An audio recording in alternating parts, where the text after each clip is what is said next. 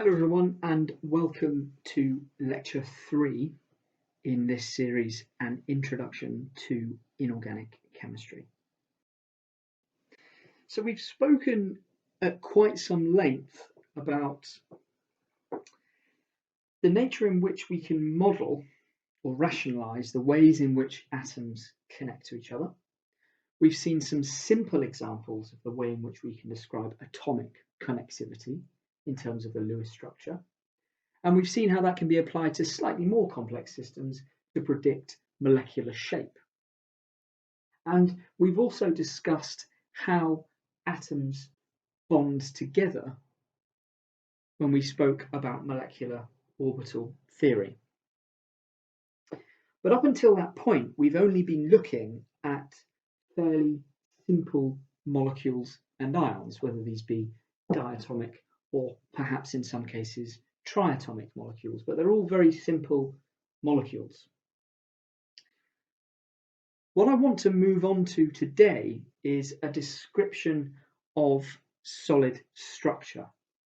So this is for very, very vast assemblies of atoms, often crystalline compounds. But when billions and billions of atoms come together to form a solid, what kind of shapes do they adopt? I then want to discuss and be able to perform some calculations relating to the structure of a particular crystal and to the density of a material. And hopefully by the end of today, we will start to appreciate the ionic model as a way of describing solid structures.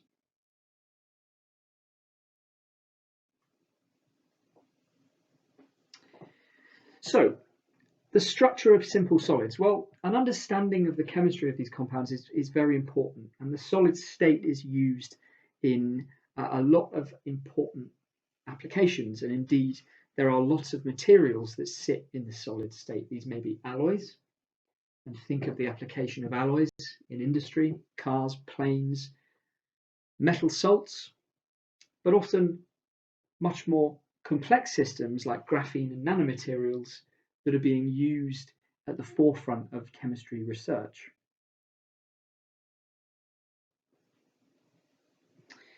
Now, if we think about inorganic chemistry in particular, then the majority of elements and inorganic compounds exist as solids, and they actually comprise very ordered arrays of atoms, ions, or molecules. So this really cements the idea that I mentioned at the start of this lecture, is that we're going to increase the complexity today. We're going to start to look at very vast arrays of assembled atoms, ions, and molecules. And we often, in organic chemistry, we often describe the structure of these arrays of atoms in terms of a regular space-filling arrangement of metal atoms. And those metal centers interact through metallic bonding. And the electrons associated with those metal centers are delocalized throughout the solid. And we say that those electrons are not associated with a particular atom or bond. Now here, this is like considering a chunk of metal as a massive molecule with multiple atomic orbitals that overlap to produce molecular orbitals that extend throughout the sample. Now, don't worry, I'm not going to spend this lecture talking about molecular orbitals, but you can see how the concepts that we spoke about in the last lecture, the overlapping of atomic orbitals, can get even more complicated, especially when we're talking about the assembly of atoms in a solid.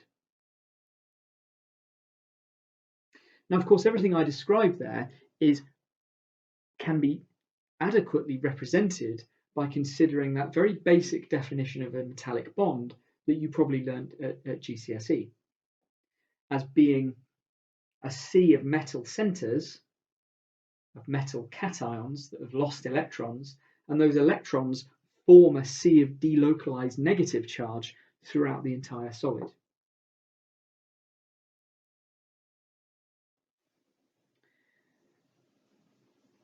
Metallic bonding then is characteristic of elements with low ionization energies. And that makes sense, because if we are to describe a metal as being islands of these positively charged metal centers that are in a soup or a sea of delocalized negative charge, the electrons, then those metal centers themselves have to be fairly able to lose an electron. And indeed, the elements which have low ionization energies tend to be towards the left of the periodic table. So the S block on the far left of the periodic table, the D block in the middle, and at the right there, the P block. And most elements are metals, right? If you look at the periodic table, most of the elements in the periodic table are metals, and we're largely most interested in those materials as inorganic chemists. But metallic bonding does occur in other solids. So back to this idea of a metallic bond. And this is a very simple representation of a metallic bond, but is an adequate description for this course of what happens in a metal. So in its simplest form, then, it consists of a sea of delocalized electrons throughout the solid. And they are held together by these islands of cationic charge, the metal centers that have lost electrons. Well, that fits with our experimental observations of metals because they are malleable and ductile. Well, that makes sense because electrons can very, very rapidly readjust to any relocation of metal centers. There's no directionality in bonding. That fits with the idea that they're malleable and ductile, and metals tend to be lustrous. And that's because those metals which are delocalized and not associated with any metal center can respond very quickly to any incident electromagnetic waves that hit the metal and are able to therefore reflect it.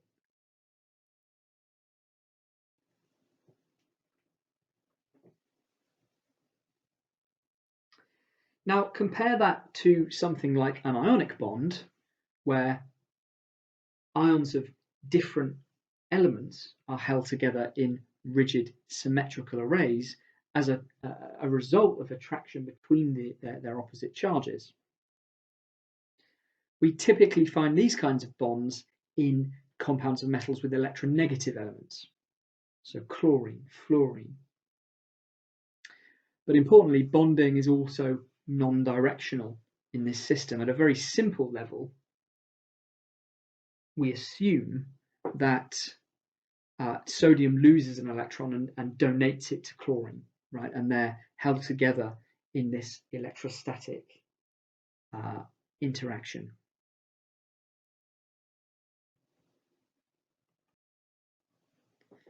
Now, both of these forms of bonding, metallic and ionic bonding, have this non-directional character. So we understand them by considering space-filling models. And what space-filling models do is maximize the number and strength of electrostatic interactions between ions. Because remember, that's what we're talking about. When we're talking about metallic and ionic bonds, we're talking about some kind of electrostatic interaction. And we're also talking about vast arrays of assemblies of atoms.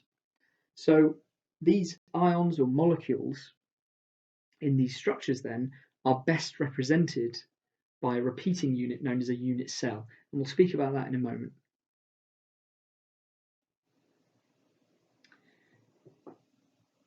What we do then when we describe solid structure is to consider the arrangement of atoms or ions in simple solid structures, and we represent them by the arrangement of hard spheres.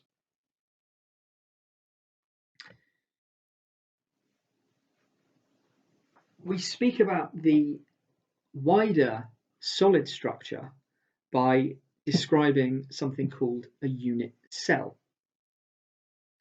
So we know that a crystal of an element or a compound is a construct from regularly repeating structural elements. They may be atoms, ions, or molecules. and there will be a lattice, a crystal lattice, and this is a geometric pattern that is formed by points that represent the positions of these repeating structural elements. You can see an example there for sodium chloride. So all of the atoms in sodium chloride are arranged in a crystal lattice. Each point on that lattice represents either a sodium or a chlorine atom. That lattice is three-dimensional in nature. There are an infinite array of points, and each atom within that lattice is surrounded in an identical way by neighbouring points. The lattice then defines the repeating nature of the crystal.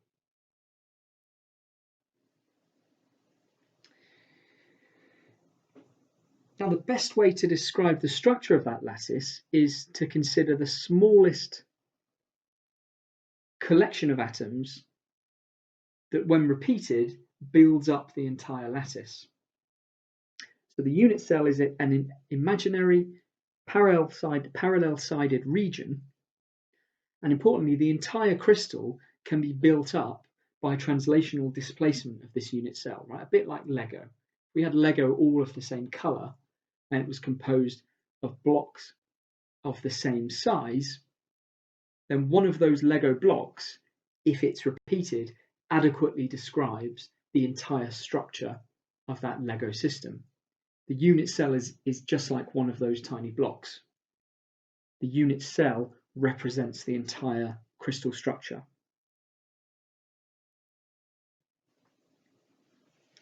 Now, it's always best to choose the smallest possible arrangement of atoms that represents the entire structure through this translational displacement. To go back to my Lego example, I would choose one block. I wouldn't choose 4 blocks that, when repeated, represent the entire unit cell. They may represent the entire unit cell, but one block is a far more efficient and simple way of describing that wider structure. And you see there's an example here whereby both those structures, the square and the diamond there on the left, represent the entire lattice. If I move those translationally, I repeat the lattice and their adequate descriptions. But B is the most desirable because it's the smallest, it's the simplest.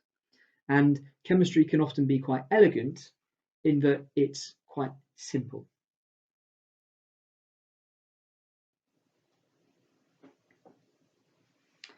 Now, the relationship between the lattice parameters in 3-dimension as a result of this structural symmetry gives rise to what we call the 7 crystal systems. And all ordered structures adopted by compounds belong to one of these crystal systems.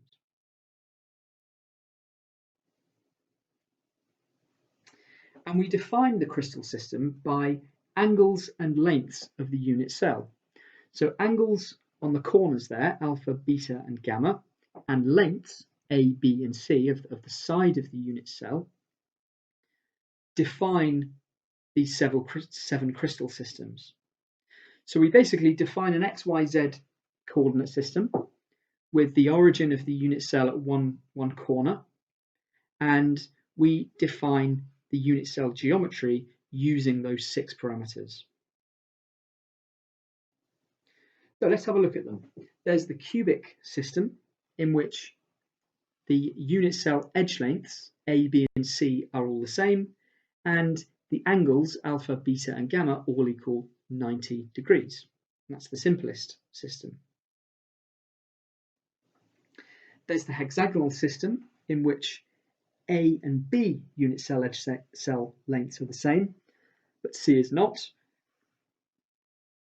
And alpha and beta both equal 90 degrees, whilst gamma equals 120 degrees. There's a tetragonal system, in which all angles are the same, but C is different from A and B.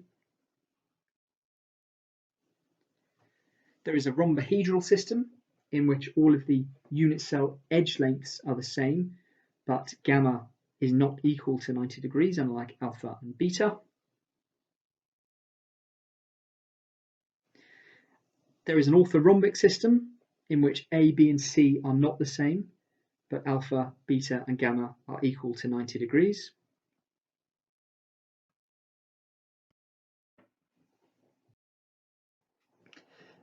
There is a monoclinic system in which none of the unit cell edge lengths are the same. Alpha and gamma do not equal 90 degrees, but beta does. There is the triclinic system in which none of the parameters of that unit cell are the same. So none of the unit cell edge lengths are the same and none of the angles are the same. Now, if you look at that, I describe each of those crystal systems there, and I describe the relationship between those lattice parameters. You can see that the cubic crystal system has the greatest symmetry, and the triclinic system displays the least symmetry.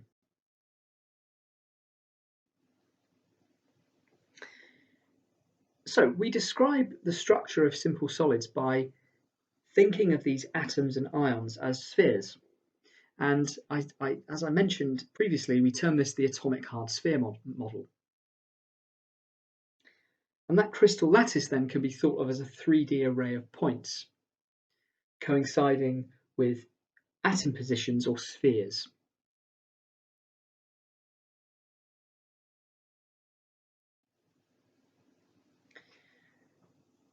So there are three relatively simple crystal structures that are found for the most common metals: the face-centered cubic crystal structure, the body-centered cubic crystal structure, and the hexagonal close-packed crystal structure. In the face-centered cubic crystal structure, there is an atom at each of the corners of the cube and an atom on each face of the cube. And I show three different representations of that. There's, on the far left in the diagram, there is that sort of hard sphere model of the unit cell.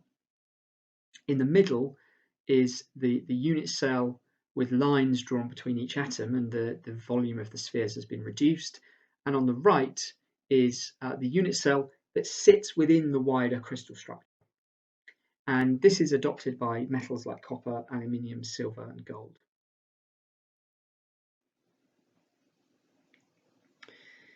The spheres, or ion cores or atom cores, touch one another across a diagonal face, and we can relate the cube edge length, A, and the atomic radius, R, through the equation that I show you there. So the cube edge length is equal to twice the atomic radius multiplied by the square root of 2.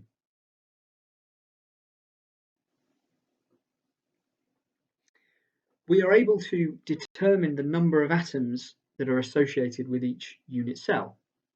So it depends where the atom sits within the unit cell, and it may be shared by another unit cell, or it may be shared by more than one unit cell. So if an atom sits on a face of the unit cell, then it is shared with one other unit. If an atom sits on the corner of a unit cell, then it is shared among 8 unit cells. So when we look at a unit cell, we need to work out what's being shared, and remembering that if an atom sits entirely within a unit cell, it belongs to that unit cell only. So we determine the number of atoms associated with each unit cell according to the formula here. So for a face-centered cubic crystal system, the number of atoms in the unit cell can be calculated thus. There are no atoms in the interior, so that counts as 0. There are 6 face atoms, but we need to divide those by 2 because they're shared by another unit cell. And there are 8 corner atoms, and we divide those by 8 because they're shared by 8 other unit cells. So the total number of atoms in a face-centered cubic crystal unit cell is 4.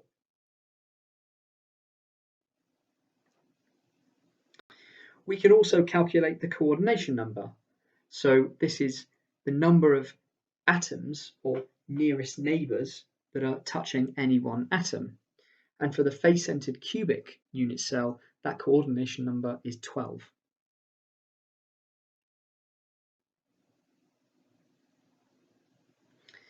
And finally, we can determine the atomic packing factor.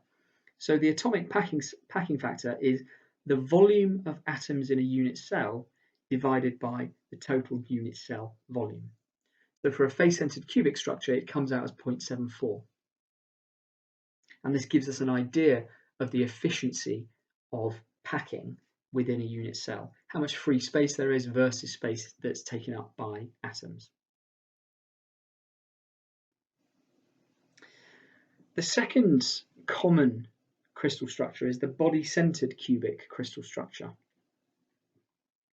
This also has a cubic unit cell. It belongs to one of those 7 crystal systems, the cubic crystal system. But here the atoms are located at all 8 corners of the unit cell, and there is a single atom at the cube center. Chromium, iron, and tungsten are good examples of metals that adopt these structures. And again, it's possible to relate the unit cell edge length and the atomic radius of the atoms through the equation here, A equals 4r over the square root of 3.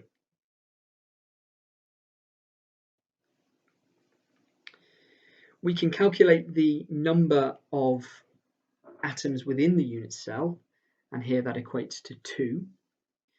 The coordination number of any atom within that lattice is 8, and the atomic packing factor is 0.68.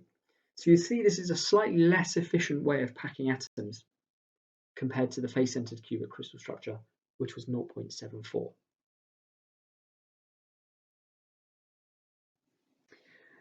And finally, there's the hexagonal close-packed crystal structure. So this doesn't belong to the cubic crystal system. You can think of this as the top and bottom faces consisting of 6 atoms that form regular hexagons and surround a single atom in the center. And you can see examples of that there.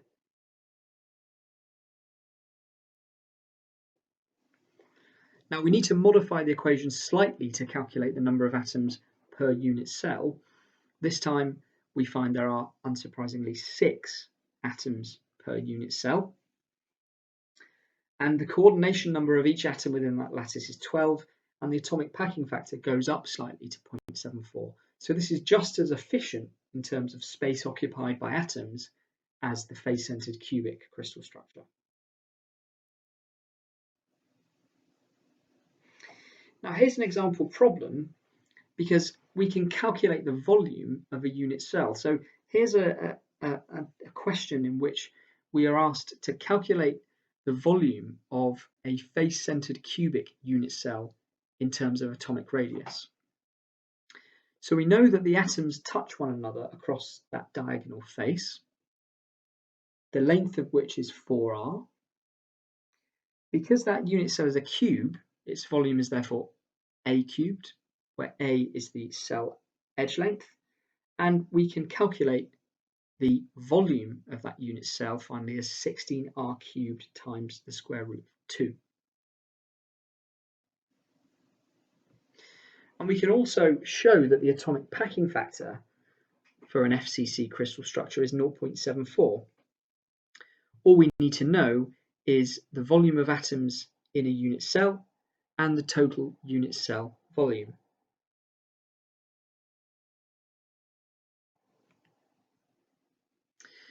Importantly then, if we know something about the crystal structure, we can also calculate a theoretical density of the material.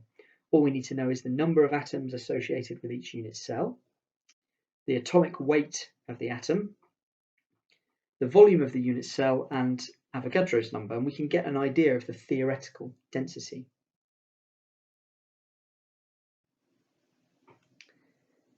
Okay, so I would like to just talk now about alloys and interstitials. So we've spoken about solid materials, but we've only been speaking about materials of one type of atom. So I want to talk about alloys, which are a blend of metallic elements prepared usually by the mixing of molten components and allowing those components to cool until we gain a metallic solid.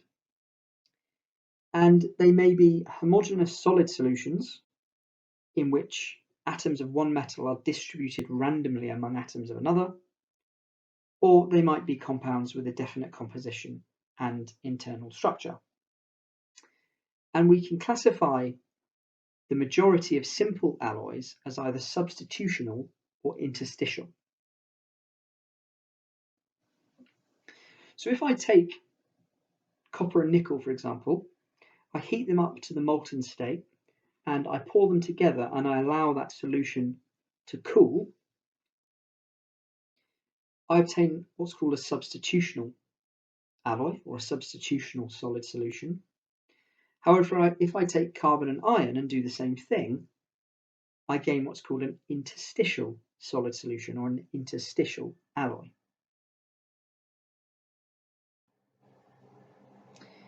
So if you look on the left there, my copper and nickel example, I gain a substitutional alloy.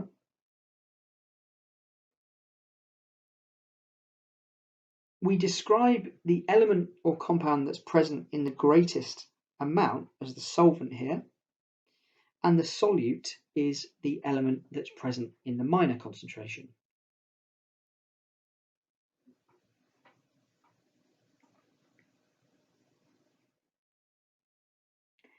Now these alloys are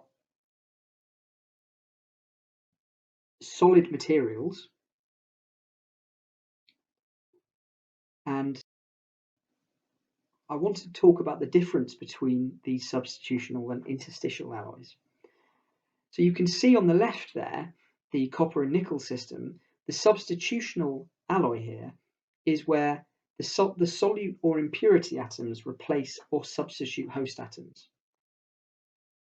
Whereas the interstitial case, the solute or the impurity atoms sit on non-lattice sites, so in between the spheres.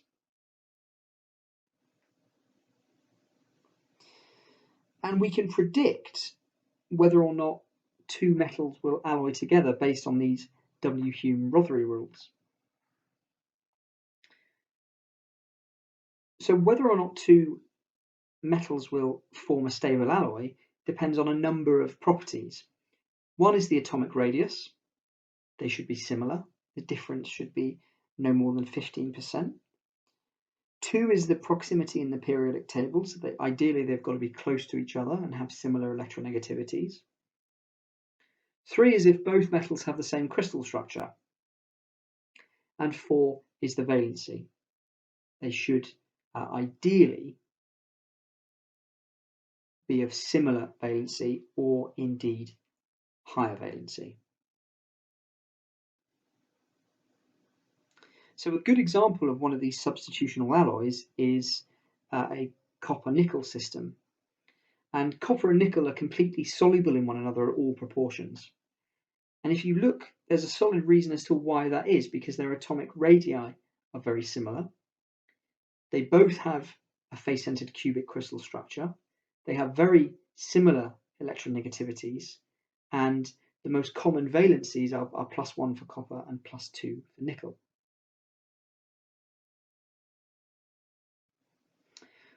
Okay, so there are a couple of practice questions that I would like you to have a go at. Pause the video here. You can find these practical questions on the tutorial sheet associated with this lecture on the Moodle page. Have a go at them, pause the video, and we'll go through them in a moment. What you might want to do is go back to the pages where I was talking about computing the volume of unit cells and work your way through those calculations.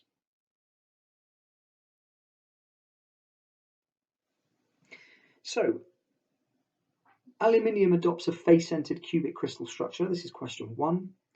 If the atomic radius of aluminium is 0.143 nanometers, calculate the volume of its cubic cell in cubic meters. So we know that we can calculate the volume of a face-centered cubic unit cell using the following equation. Vc equals 16 r cubed multiplied by the square root of 2.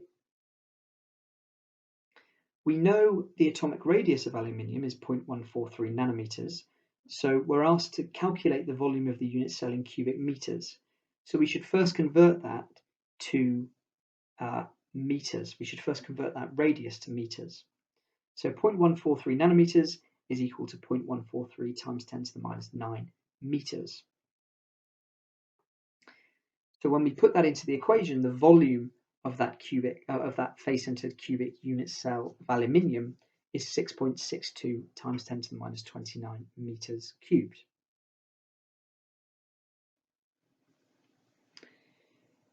Question 2 gives the atomic radius of copper as 0.128 nanometers, tells us that it has a face-centered cubic crystal structure, and gives us an atomic weight of 63.5 grams per mole, and we're asked to compute its theoretical density. So the first thing we've got to do then is calculate the volume of the unit cell. And again, we know we can do that based on the equation Vc equals 16r cubed multiplied by the square root of 2. You'll notice this is a little bit of a cheeky question here because it asks us to calculate the theoretical density in grams per centimeters cubed. But I give you the atomic radius in nanometers. So we'll secondly convert the atomic radius from nanometers to centimeters and put that into the equation. So the volume of the unit cell of this copper face-centered cubic crystal is 4.75 times 10 to the minus 23 centimeters cubed. Now we've got to calculate its theoretical density. So we know the number of atoms in a face-centered cubic unit cell is 4.